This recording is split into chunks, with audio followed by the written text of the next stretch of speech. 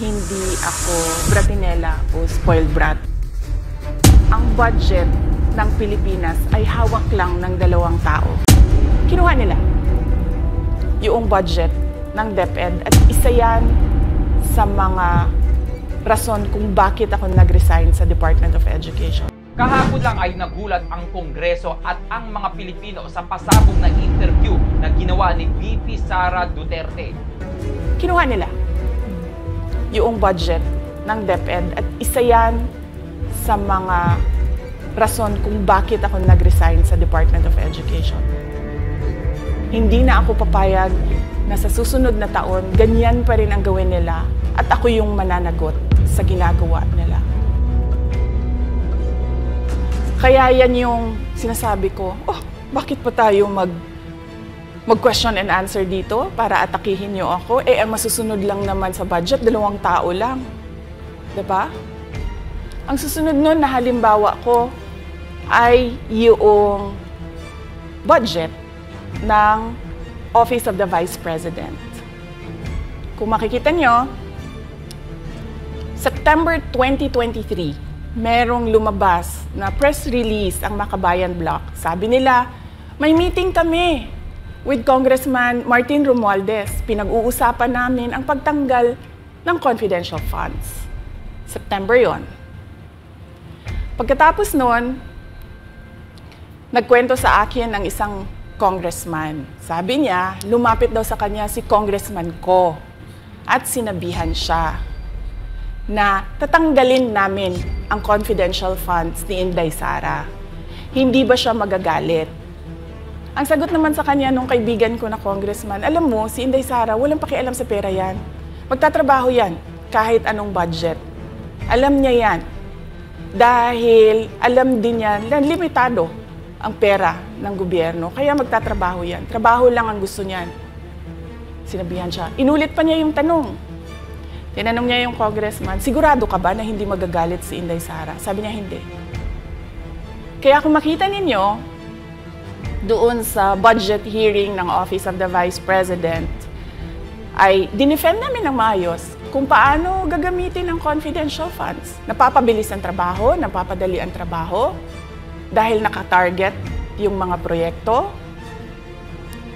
Pero pagkatapos nung plenary namin sa House, ay kaagad na lumabas, di ba? Walang 2 oras lumabas ang statement ni Congressman Zaldico. Ano sabi niya?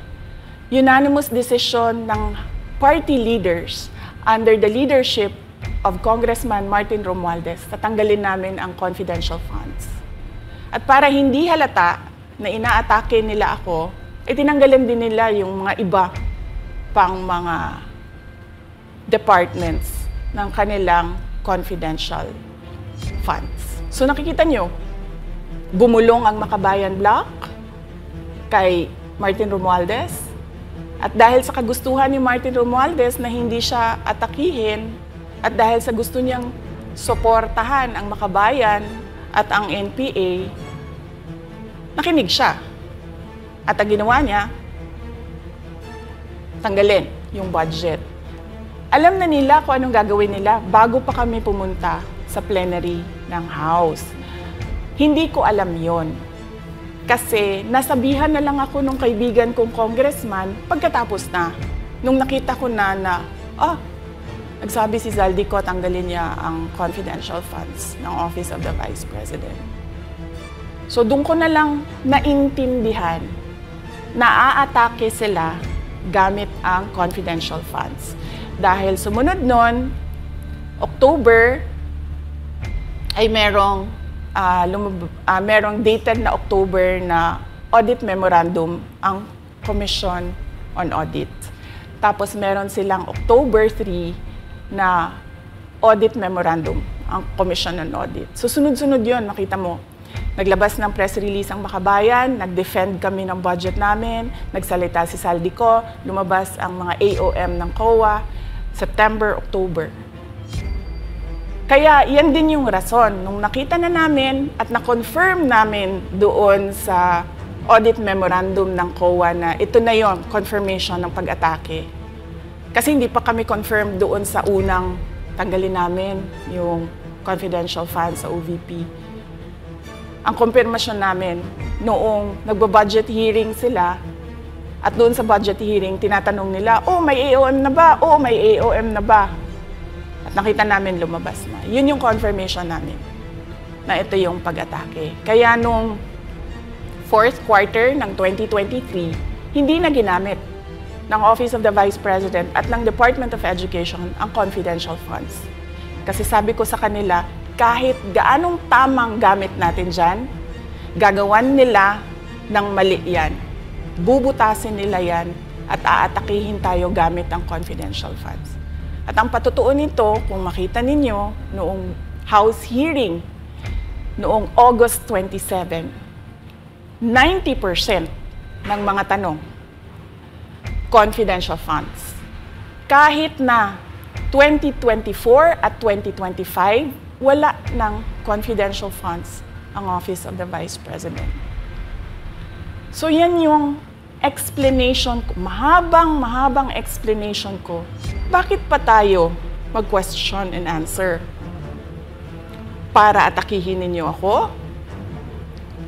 Tapos, alam naman nating lahat. Congressman Zaldico, Congressman Martin Romualdez lang ang nagdidesisyon sa budget ng bayan. Hindi ako bratinela o spoiled brat. Ang budget ng Pilipinas ay hawak lang ng dalawang tao. Ang budget ng Pilipinas ay hawak lang ng dalawang tao. Hawak lang siya ni Congressman Zaldico at ni Congressman Martin Romualdez. Yan ang katotohanan. Isang pagpapatunay na tayong mga ordinaryong mga Pilipino o mga taxpayer ang maaapektuhan kung patuloy na pinupolitika ang mga budget na para dapat ay sa atin. Kaya naman i-share mo na ang video nito. Ikaw bilang isang Pilipino, kung ikaw ang tatanungin, ano ang masasabi mo sa binitawang pasabog na pahayag ni VP Sara Duterte? Well, i-comment mo lang yung reaksyon sa video sa baba.